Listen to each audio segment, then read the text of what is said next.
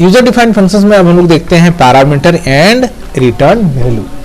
तो अब रिटर्न का मतलब क्या होता है बच्चों, वापस करना, मतलब किसी वैल्यू को, पर्टिकुलर वैल्यू को डेटा टाइप के फॉर्म में रिटर्न करना। तो यहाँ पर लिखते हैं इंट ऐड, अब यहाँ पर लिखे इंट एंड इंट। तो what is the int and int, they are the prototype, यहाँ पर डिक्लेयर किए हम लोग प्रोटोटाइप को। और यहाँ पर इसका रिटर्न टाइप इस फंक्शन का क्या है, इंटीजर टाइप है, यानी अब वैल्यू को रिटर्न करेगा किस फॉर्म में, इंटीजर के फॉर्म में। तो इंटीजर को होल्ड करने के लिए हम लोग को क्या चाहिए कि इंटीजर की रिक्वायरमेंट होगा। तो यहाँ पर लिखो इंट ए comma B comma C, CLRSCR। अब cout enter the value of A and B, cin यहाँ पर ए और B, cout value of A equal to, यहाँ पर हम लोग लिखेंगे इंड एल, सी आउट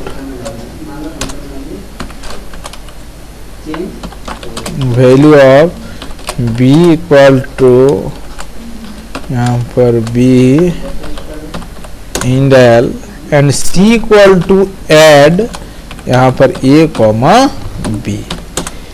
अब यहाँ पर लिखो सी out some of two number equal to, यहाँ पर C and L then get ch। अब चलो बच्चों हम लोग यहाँ पर फंक्शंस को डिफाइन करते हैं। यहाँ पर फंक्शंस हम लोग क्या किए, कॉल किए, यहाँ पर फंक्शंस कॉल हुआ है। अब फंक्शंस को हम लोग डिफाइन करते हैं। तो इंट ऐड, इसके अंदर पैरामीटर इंट ए कॉमा इंट बी। अब यहाँ पर लिखो int r, r equal to a plus b. अब यहाँ पर लिखो रिटर्न, रिटर्न आर को, आर का वैल्यू यहाँ पर, अब आर का वैल्यू किस तरह का वैल्यू होगा, इंटीजर टाइप का, और इसका रिटर्न टाइप क्या है, ये इंटीजर टाइप है। तो जब ये इंटीजर टाइप वैल्यू है तो कहां पर होल्ड होगा, किसी इंटीजर में होल्ड होगा। तो what is the data type of c, is a integer.